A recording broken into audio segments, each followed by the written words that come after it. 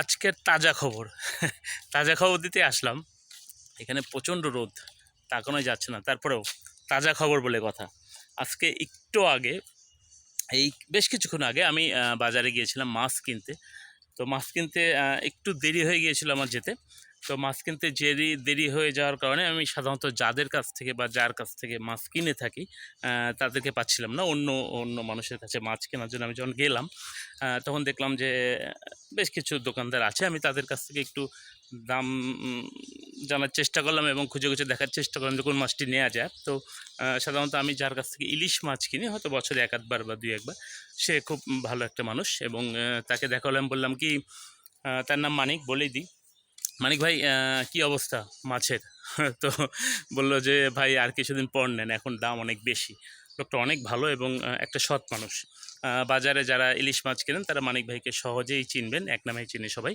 যাই হোক, তারপরে একটু আগাতে আগাতে আমি একটু মনে হলো যে অন্য কিছু মাছ কেনা দরকার। তো আমি সামনে আগাতে যেতে পাবদা মাছ নিয়ে বসে আছে একজন ভদ্রলোক। আমি সাধারণত ওদের কাছ থেকে মাছ কিনি না। আমি যাদের কাছ থেকে মাছ কিনি, আমার একটু বাজারে দেরি হয়ে যাওয়ার কারণে আমি তাদের কাছে যেতে পারিনি। তো ওই পাবদা মাছ হালকা আমি জিজ্ঞেস করলাম যে আসলে মাছ কত করে কেজি, কী অবস্থা ভাই? তো সে একটা দাম বলল। তো আমার মনে হলো যে দামটা ঠিকই আছে। তো আমি তাকে জিজ্ঞেস করলাম যে ভাই মাছ কি ভালো হবে? তখন সে বললো ইনশাল্লাহ ভাই ভালো।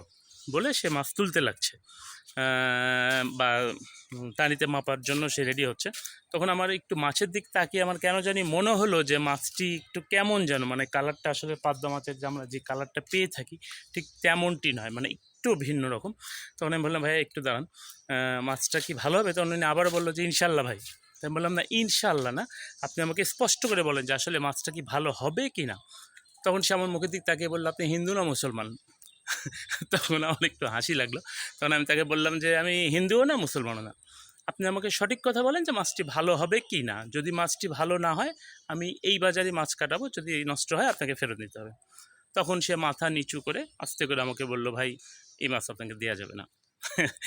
এইটা বলার কারণ হচ্ছে, সব ইনশাল্লাহকে বিশ্বাস করবেন না, কারণ ইনশাল্লাহর মধ্যে অনেক ভেজাল। সেটাই সতর্ক থাকবেন। আর আমি যেটা বললাম সেটা নাটোর বাজারের কথা, নাটোর নিচা বাজারের কথা। আমি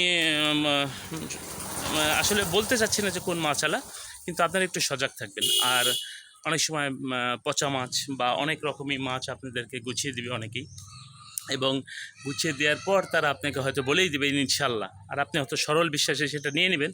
পরে বাসায় এসে দেখবেন যে পচা। সেটা তো আর অনেক সময় রিটার্ন নেওয়াও যায় না বা অনেক কিছু বলাও যায় না। তো সেটাই, ভালো থাকবেন, দেখা হবে আবারও। অনেক দিন পর আসছি, এখন থেকে নিয়মিত পাবেন। খুদা হাফেজ।